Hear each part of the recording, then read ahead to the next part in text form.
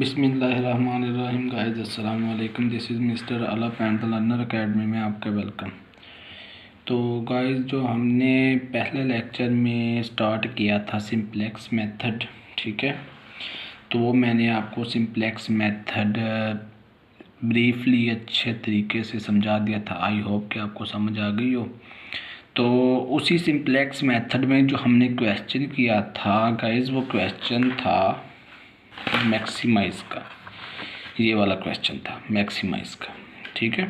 तो मैंने आपको बताया था कि जो ऑब्जेक्टिव फंक्शन होता है वो दो तरह का होता है, या तो ऑब्जेक्टिव हो सकता है मिनिमाइज़, या वो ऑब्जेक्टिव फंक्शन हो जाता है मैक्सिमाइज़।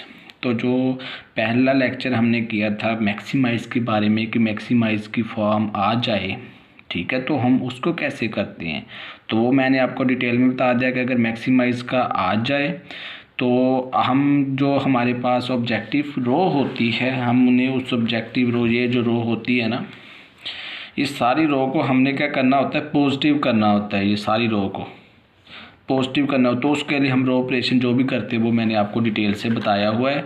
तो अगर आपको वो पहला लेक्चर लेना है तो मैं डिस्क्रिप्शन बॉक्स में उसका लिंक भी छोड़ दूँगा, ठीक है, तो आप वहाँ से देख सकते हो। तो वैसे भी प्ले लिस्ट में मैंने सारे लेक्चर वाइज लिखे हुए हैं, ऐड किए हुए हैं, आप वहाँ से देख सकते हो, ठीक है। तो चलो स्टार्ट करते हैं। मिनिमाइज़ का ये क्वेश्चन है, ये मैंने आपको बताया हो कि ये हमारे पास ऑब्जेक्टिव फंक्शन होता है। ये सारी कंस्ट्रेंट्स हैं, ठीक है। ये जो हमारे पास राइट हैंड साइड है, हम इसको बी कहते हैं, ठीक है, ये वाली बी है। ये जितने x1, x2, x3, x4 ये वेरिएबल्स हैं, हम इन वेरिएबल्स को डिपेंडेंट वेरिएबल कहते हैं, ठीक है, क्योंकि वो इस पर डिपेंड कर रहे हैं। उसके बाद क्या, जब हम क्वेश्चन को स्टार्ट करते हैं, सॉल्यूशन की तरफ जाते हैं, तो सबसे पहले स्टैंडर्ड फॉर्म लिखते हैं। तो मैंने आपको बताया था कि स्टैंडर्ड फॉर्म इन, देखो ये भी अब सिंप्लेक्स मेथड का क्वेश्चन है, तो आपको मैंने बताया था कि जब सिंप्लेक्स मेथड का क्वेश्चन करते हैं तो हमारे पास ऑलवेज लेस देन और इक्वल टू की फॉर्म में इनइक्वालिटी आती है, ठीक है। इनइक्वालिटी किस फॉर्म में आती है, लेस देन और इक्वल टू की फॉर्म में, ये वाला, ठीक है। तो अब हम जब स्टार्ट करने लगे तो हमने इस इनइक्वालिटी को क्या करना है, इक्वालिटी में चेंज करना है। तो उसके लिए मैंने आपको बोला था कि हमने कौन से वेरिएबल यूज़ करने हैं, स्लैक वेरिएबल यूज़ करने हैं, ठीक है। तो स्लैक वेरिएबल होते क्या हैं, ये अनयूज्ड वेरिएबल्स होते हैं, ठीक है, इनकी वैल्यू यानी कि नथिंग, कुछ भी वैल्यूज़ नहीं होती, ठीक है। तो अब हमने क्या किया, मैंने इसको इक्वल की फॉर्म में लाने के लिए स्लैक वेरिएबल यूज़ कर लिए, ठीक है। तो ये देखें, ये पहले इक्वेशन बना दी S1, इसमें स्लैक वेरिएबल, इसमें S2, तीसरी में S3। ये मैंने प्लस करने, ये भी आपको याद होने के लिए प्लस करने, ना माइनस नहीं करने, चाहे जैसा भी हो। अगर माइनस वो दूसरे होते हैं हम उसको सरप्लस वेरिएबल कहते हैं, लेकिन वो जब हम आर्टिफिशियल वेरिएबल इंक्लूड करते हैं, जब हमारे पास ये वाली greater than and equal to की फॉर्म में इनइक्वालिटी आए, तो तब हम टू फेज़ मेथड और बिगर मेथड यूज़ करते हैं, तब हम सरप्लस वेरिएबल यूज़ करते हैं, वो माइनस करते हैं, ठीक है, सॉरी, वो माइनस करते हैं। ये वाले जो हमारे पास स्लैक वेरिएबल होते हैं ये हम ऐड करते हैं। तो और जब मिनिमाइज़ का इसको स्टैंडर्ड फॉर्म में लेके जाना, तो मैंने आपको बताया था कि इसको दूसरी साइड पे ले जाते हैं, ठीक है। ये सारा मैं आपको ऑलरेडी बता चुका हूँ। उसके बाद अब देखें, बिल्कुल वैसे ही S1, S2, X2, X3, X4 ये हमारे पास डिपेंडेंट वेरिएबल थे इधर। अब इसमें कौन से इंट्रोड्यूस हो गए, S1, S2, S3 ये भी शामिल हो गए। जब ये भी शामिल हो जाएंगे तो ये डिपेंडेंट वेरिएबल में भी शामिल हो जाएंगे। तो जो या वेरिएबल इधर होंगे हमने उसको इधर लिख लेना है, ठीक है, ये S3 तक, क्योंकि वो इसमें यूज़ हुए हैं तो उनकी वैल्यू नीचे लिखनी है। तो जो हमारे पास वेरिएबल स्लैक वेरिएबल वो कौन कौन से हैं, S1, S2, S3, यानी कि जो भी इनइक्वालिटी को इक्वालिटी में चेंज करने के लिए जो भी हमारे पास वेरिएबल लगाएंगे हम इधर ऐड करेंगे, या नफ़ी करेंगे, जो कुछ भी करेंगे वो हमने इधर लगा देनी है, ठीक है। अब देखो, अब X1, X2 हमने इसकी वैल्यू ली, वो इधर लिख दी, ठीक है। वो मैंने आपको पिछले लेक्चर में बताया हुआ कि ये 1, 2, 2, 4, ये वह देखो 1, 2, 2, 4, ये S4 के नीचे ये 2, सारी वैल्यूज़ मैंने वैसे S1 की वैल्यू, ये देखो ये S1 की वैल्यू, इधर S2 और S3 नहीं है, तो इसका मतलब वो दोनों ज़ीरो हो जाएंगे और इक्वल टू 24 आ जाएगा। इसी तरह ये 2 हो गया, ये -1 हो गया, ये 1 हो गया, ये 2 हो गया।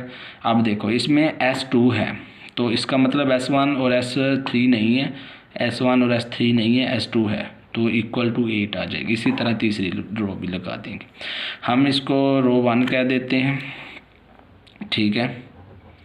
इसको क्योंकि हमने रो ऑपरेशन लगाना है इसीलिए मैं रो 1 और रो 2 और रो 3, ठीक है। ये वाला हमारे पास आ गया। तो उसके बाद जब हम ये हमारे पास ऑब्जेक्टिव रो होती है, मैं ऑलरेडी आपको बता चुका हूँ पिछले लेक्चर में। ये -5, 4, -6, ये +8, और इसमें हमारे पास लैक वेरिएबल नहीं होते क्योंकि ये ऑलरेडी हमारे पास क्या है, ये तो ऑलरेडी हमारे पास स्टैंडर्ड फॉर्म में है। जब हम दूसरी तरफ ले जाएंगे तो ये स्टैंडर्ड फॉर्म में हो जाएगी। तो ये इक्वल टू 0 है, इक्वल टू 0 आ गई। अब हम जा रहे हैं दूसरे पेज पे। तो दूसरे पेज पे मैंने आपको बताया था, अब आप खुद माइंड में लेके आए। तो सबसे पहले हमारा कौन सा था कि हमने यहाँ से इंटरिंग वेरिएबल चूज़ करना है। हमेशा याद रखना कि ऑब्जेक्टिव रो को यूज़ करते हो आपने इंटरिंग वेरिएबल, चाहे वो मैक्सिमाइज़ का क्वेश्चन हो चाहे वो मिनिमाइज़ का, तो आपने यहाँ से इंटरिंग वेरिएबल चूज़ करना है। तो अगर मैक्सिमाइज़ वाला क्वेश्चन हो तो मैंने बताया था कि आपने नेगेटिव सारे ख़त्म करने। जब मैक्सिमाइज़ वाला हो तो नेगेटिव ख़त्म करने, पॉजिटिव लेके आने हैं, और अगर मिनिमाइज़ वाला हो तो आपने पॉजिटिव सारे ख़त्म करने और नेगेटिव लेके आने। अब आपके पास जो क्वेश्चन है वो मिनिमाइज़ का है, तो आपने पॉजिटिव वो ख़त्म करने, एक ये पॉजिटिव है, एक ये है, बाकी ये वाली। अब आपने क्या करना है, ये नेगेटिव का कोई परेशानी नहीं है, ठीक है। नेगेटिव की कोई परेशानी नहीं है, नेगेटिव को आप कुछ भी यानी कि नहीं ले सकते ना पॉजिटिव, जस्ट आपने पॉजिटिव की बात करनी। नेगेटिव जब मैक्सिमाइज़ होता है तब भी नेगेटिव बीच में आ सकते, कोई परेशानी नहीं। जब मिनिमाइज तो वो भी आए तो भी कोई परेशानी ना। आपने जो सिर्फ पॉजिटिव हो उनको देखना है मिनिमाइज़ की फॉर्म। तो देखो इधर देखना है कि जो सबसे बड़ा पॉजिटिव हो। आपने उधर क्या देखा था, उधर देखा था कि जो मिनिमाइज़ जो हमारे पास मैक्सिमाइज़ वाला क्वेश्चन था उसमें सबसे बड़ा जो नेगेटिव जिसके साथ लगी हो, इधर वो देखना जिसके साथ प्लस लगी हो सबसे बड़ा। तो ये हमारे पास क्या हो जाएगा, इंटरिंग वेरिएबल हो जाएगा, ठीक है। तो ये वाला हमारे पास इंटरिंग वेरिएबल हो जाएगा। इसका मतलब जो हमारे पास x4 है, ये x4 है ना, तो ये हमारे पास इंटर हो जाएगा। तो मैंने आपको बताया था कि इंटर कहाँ होना है इसने, तो गाइस इसने इंटर यहाँ होना है। इधर बेसिक वेरिएबल की जगह इसने इंट्रोड्यूस होना है। तो अब इधर कौन सा एलिमेंट, ये हमें ये नहीं पता कि S1 की जगह होगा S2 की जगह होगा S3, तो वो हमें मालूम करने के लिए हमने इधर से रेशो मालूम करनी है। रेशो मालूम करने के बाद हम देखेंगे कि जो सबसे छोटी वैल्यू आती है, क्या आती है सबसे छोटी। मैंने आपको बताया चाहे वो मिनिमाइज़ वाला क्वेश्चन हो चाहे वो मैक्सिमाइज़ वाला हो, आपने इधर पॉजिटिव जो सबसे छोटी वैल्यू हो वो आपने लिया करनी है, ठीक हो गया। चलो जी ले लेते हैं, कोई परेशानी नहीं है। तो देखो अब आपके पास ये वाला क्वेश्चन है, ठीक है। तो अब आप देखोगे 40/4 कितना आ गए, 40/4 हो गया 10। इसी तरह 8/2 कितना आ गया 4, और ये 10/- अब आप देखो ये -1 आ गया ना। अब आपने इधर बार लगा देनी, मैं आपको ऑलरेडी गाइस बता चुका हूँ, ये आपके माइंड में होनी चाहिए चीज़ें सारी, ठीक है। अब आपने इधर क्या लगा देनी है, बार। देखो अब आप देखोगे इसमें सबसे छोटा वेरिएबल कौन सा है, ठीक है, ये है। तो अगर ये है तो हम इसको लिविंग वेरिएबल कह देंगे, ठीक है। तो अब देखो अब आपका ये वाला क्या हुआ, ये वाली आपकी लिविंग रो है, ठीक है। मतलब क्या है, लिविंग वेरिएबल है। तो लिविंग वेरिएबल इसका मतलब S2 चला जाएगा, क्या चला जाएगा, S2 चला जाएगा, और इसकी जगह कौन सी वैल्यू इंट्रोड्यूस होगी, S3 होगी। तो सॉरी S4, तो वो x4 इधर आ जाएगा और S2 चला, जस्ट वेरिएबल जाएंगे और ये ना रो जाएगी ना ये कॉलम, ये जगह चेंज नहीं करेंगे। जस्ट ये वाला इधर आ जाएगा और ये वाला इधर नहीं चला जाएगा, ये वाला इधर आ जाएगा, ठीक है, और ये निकल जाएगा, इधर x4 ही रहेगा, ठीक है। तो अब आते हैं आपके, देखो गाइस को गौर से देखनी है चीज़, ठीक है। कॉन्सेप्चुअल क्वेश्चन है, आपको माइंड में होने चाहिए। तो मैंने क्या बताया था, मैंने कहा था कि जो भी यहाँ आ जाए दोनों की इंटरसेक्शन लेनी, इंटरसेक्शन के बाद जो भी आ जाए आपने क्या करना है, उसको 1 बनाना है। तो उसको 1 बनाने का मतलब ये है कि इसको 1 बनाना है। इसको 1 बनाने के लिए आप क्या करोगे, इस पूरी रो को, मैंने कहा था जस्ट एक को नहीं पूरी रो पे अप्लाई होगा, आपका रो ऑपरेशन होगा। तो इस पे पूरी इसको क्या करना है 2 पे डिवाइड कर देना है। जब 2 पे डिवाइड करेंगे तो जिस सारा क्या हो जाएगा 1 हो जाएगा। तो ये पूरी रो को जब हमने 2 पे डिवाइड किया तो क्या हो गया, देखो जब इसको 2 पे डिवाइड किया 1 हो गया, इसको 2 पे डिवाइड किया 1/2 हो गया, इसको 2 पे डिवाइड किया 1/2 हो गया, इसको 2 पे डिवाइड किया 1 हो गया, इसको तो ये 0 का 0, ये 1/2 और ये 0, जब इसको किया तो ये 4 हो गया। यहाँ तक आपको समझ आ गई। अब जो हमारी नेक्स्ट बात है वो ये है कि हमने इसको 0 बनाना है, ये वाली। बाकी देखो मैं भूल गया हूँ, सिर्फ मैंने इस तरह x4 इंट्रोड्यूस करवा दिया, क्योंकि मैंने x4 इंट्रोड्यूस करवाना था और x2 को रिप्लेस करना था, तो उधर से मैंने x2 को रिप्लेस कर दिया और इसको इंट्रोड्यूस करवा दिया। ठीक है, तो अब हम नेक्स्ट जा रहे हैं। ठीक है, तो नेक्स्ट देखेंगे गाइस। तो अब आपने ये देखो यहाँ से मैंने ये रखा हुआ है, बाकियों को छुपा दिया। क्यों छुपाया? ताकि आपको थोड़ी सी परेशानी ना हो कि ये ये हमारे पास जो पुराना टेबल है उसको भूल जाना है। आपने पुराने टेबल की रो लेनी है और उसको आपने नए टेबल की रो के साथ करवाना है। ठीक है, तो देखो अब आप क्या करने लगे हो, नए जो हमारे पास था उसके साथ लगे हो। अब आप देखो यहाँ पे आपने ये है ना 4, यही है ना, मैंने कहा था कि जो ये वाली चीज़ है इसके ऊपर भी और नीचे भी जितनी भी एलिमेंट्स हैं सबको 0 बनाना है। तो इसके ऊपर 4 है, तो आप 4 को सबसे पहले क्या करोगे 0 बनाओगे। 4 को 0 बनाने के लिए आप इसके साथ करोगे कुछ। तो 4 देखो अब आपने किस रो में लिखना है, R1 में। जब आप R1 में लिखोगे तो R1 में 4 है, 4 को इसके साथ क्या करोगे ट्रीटमेंट दोगे। इसको ट्रीट करना है कि कैसे के ये वाली ट्रीटमेंट दी है मैंने 4 के साथ। अब इसको ये ट्रीटमेंट दे दी है, अब ये सुकून फील करेगा। जब ये सुकून फील करेगा R2 के साथ, R2 है ना, तो ये R2 के साथ 4 मल्टीप्लाई करेगा और 4 ये माइनस करे जाएगा इसमें से, यानी कि इसको इसमें से माइनस करके लिखा तो क्या आ गया, ये वाला हमारे पास 0 आ गया।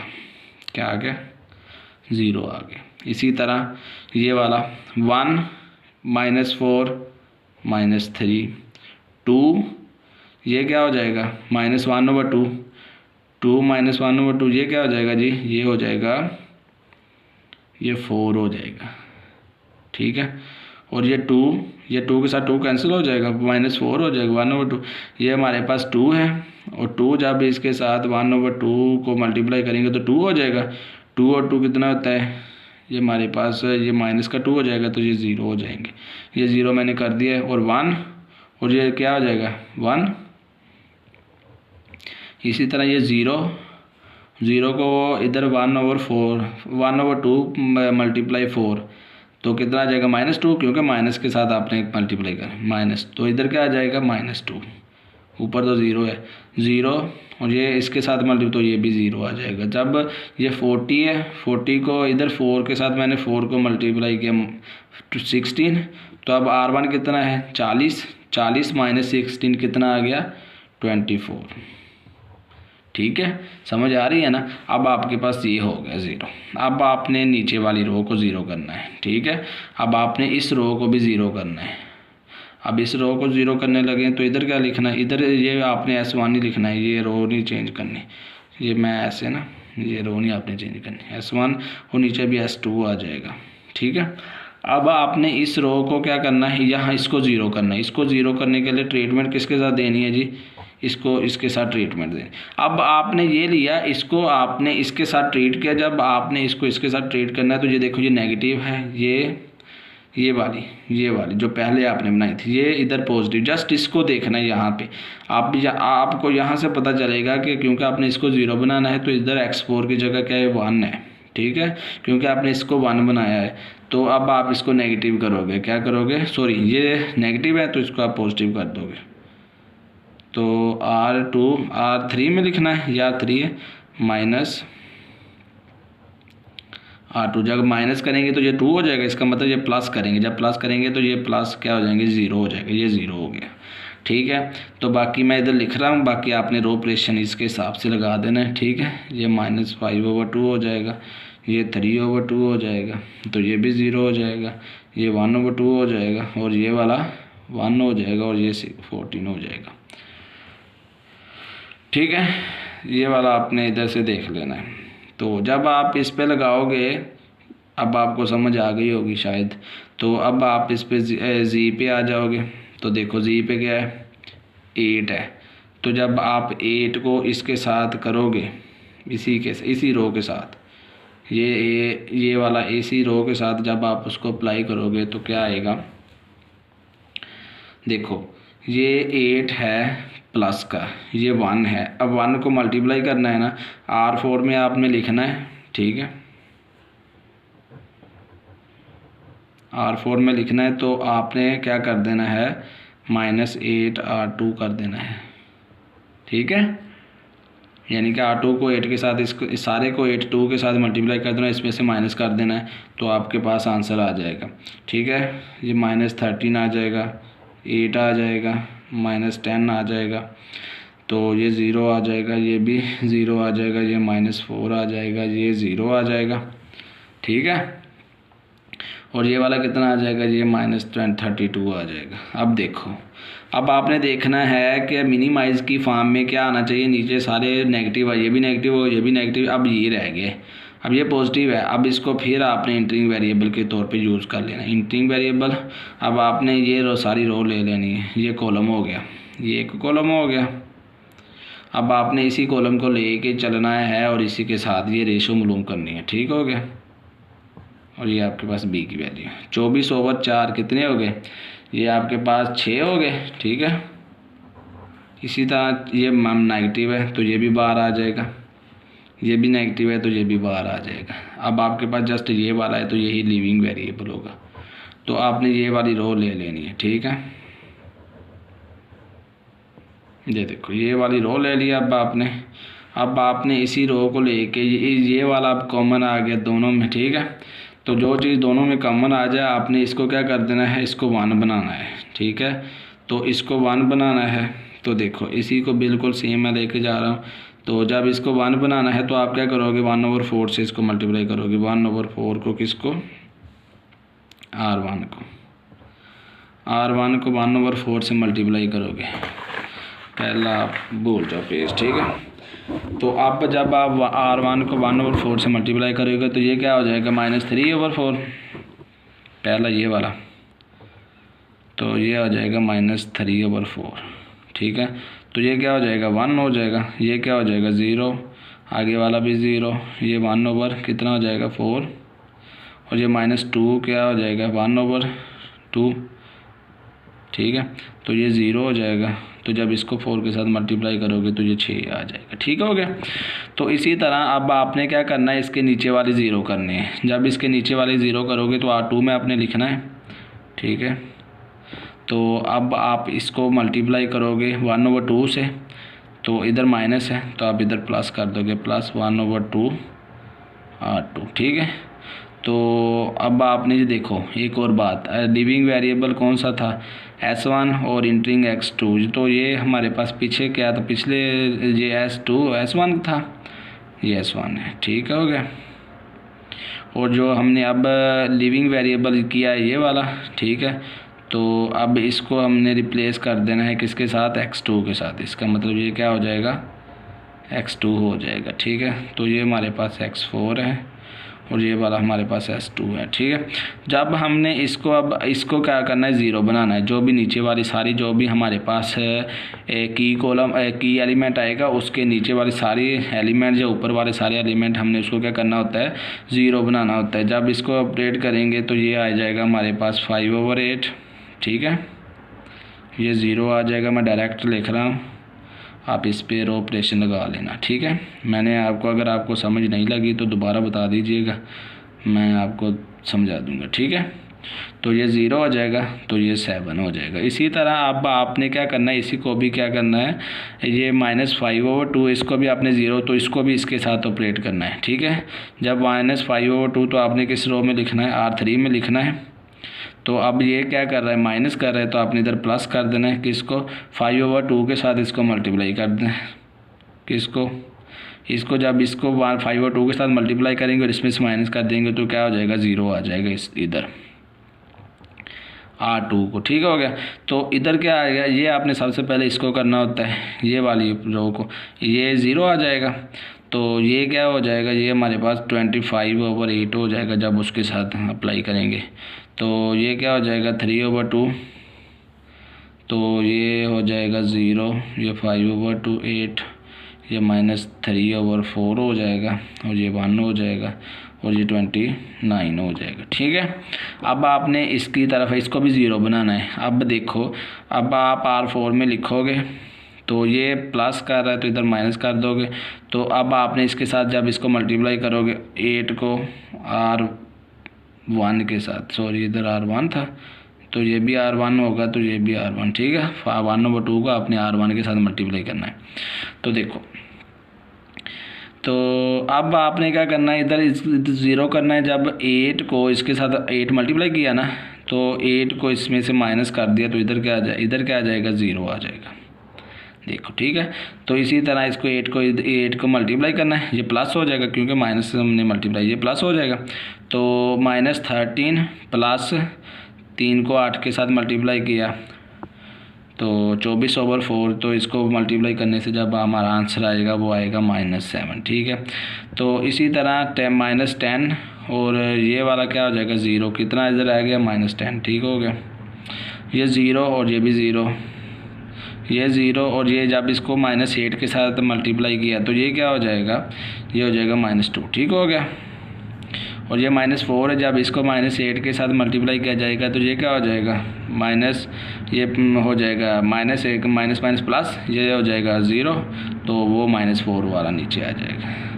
-4 और +4 क्या हो जाएगा 0 हो जाएगा। ठीक है, तो ये 0 और ये वाला 0, ये भी 0 हो जाएगा, और ये 32 है, और जब इसको 8 के साथ मल्टीप्लाई किया जाएगा तो कितना आएगा, तो 32 को 8 के साथ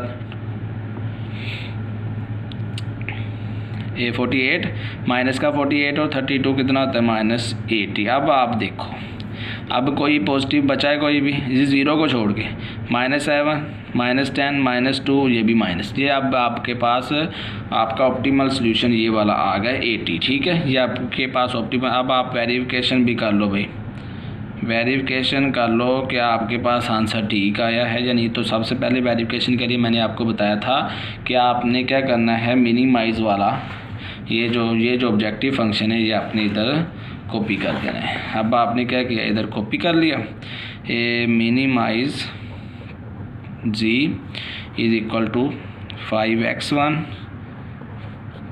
x2 plus 6x3 minus 8x4। ठीक हो गया, अब आप 5 लिखो और x1 की वैल्यू देखो, इधर से है x1 की वैल्यू है ही नहीं, ये x2 की वैल्यू है, ये x4 की वैल्यू है, x2, तो ये 0 आ जाएगा।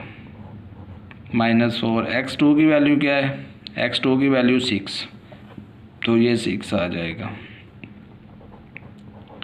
x3 है, x3 भी नहीं है, वो भी 0 आ जाएगा।